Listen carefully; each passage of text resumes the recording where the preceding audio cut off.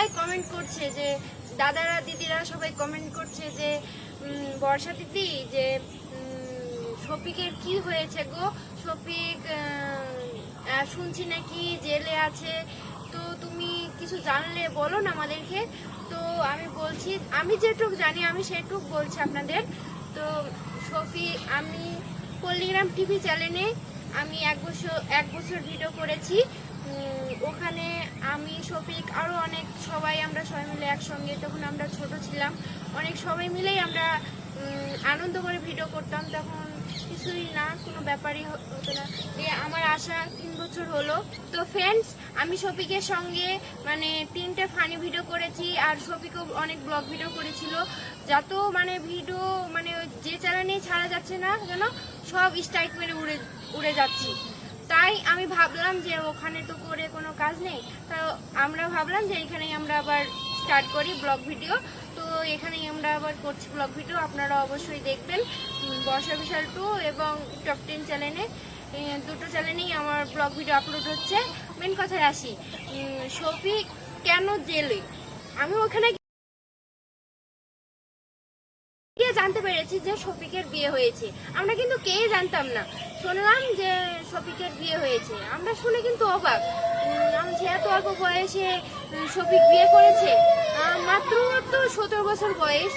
এত অল্প বয়সে কেউ ভিডিও করে না, বিয়ে করে না। তাই শফিককে অনেকে আমি বললাম যে তুই অল্প বয়সে কেন বিয়ে করা, তো ছেলেদের তো মিনিমাম 21 থেকে 22 বয়সের ছেলেদের বিয়ে করা উচিত। তো শুনছি নিউজে যে শফিক নাকি ধর্ষণ করেছে, মানে নিউজে যেটা শুনতে পাচ্ছি যে, কিন্তু আমি যেটাও জানি যে বলছি শফিক কিন্তু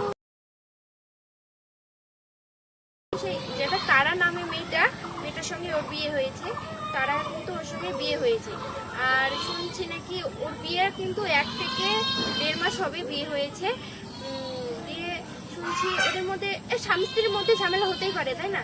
তাহলে দুজনের মধ্যে ঝামেলা হচ্ছিল, ওর মধ্যে হয়তো শফিক বলেছে যে তুই আমার সঙ্গে ঝামেলা করছিস, তা তোকে আমি ডিভোর্স দিয়ে দেবো। তখন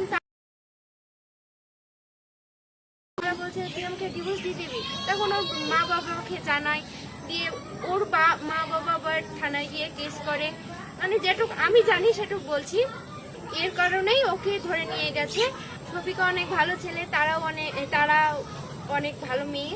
তো ফ্রেন্ডস, এখন তো ওর 17 বছর বয়স, মানে ও এখন নাবালক, মেয়েটাও 17, ওরা দুজনেই অনেক ছোট। তাহলে ওদের দুজনের মধ্যে এখন ঝামেলা হতেই পারে, কিন্তু কেসটা করেছে তাই ওকে ধরে নিয়ে গেছে, যেটুকু আমি জানি।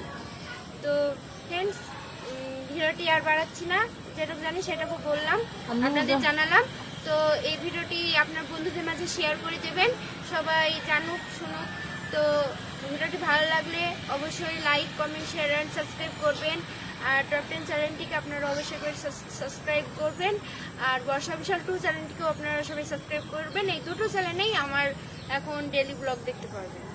তো আপনারা ভালো থাকুন, সুস্থ থাকুন, ধন্যবাদ। আবার আসছি কোনো একটা নতুন ব্লগ ভিডিও নিয়ে। টাটা।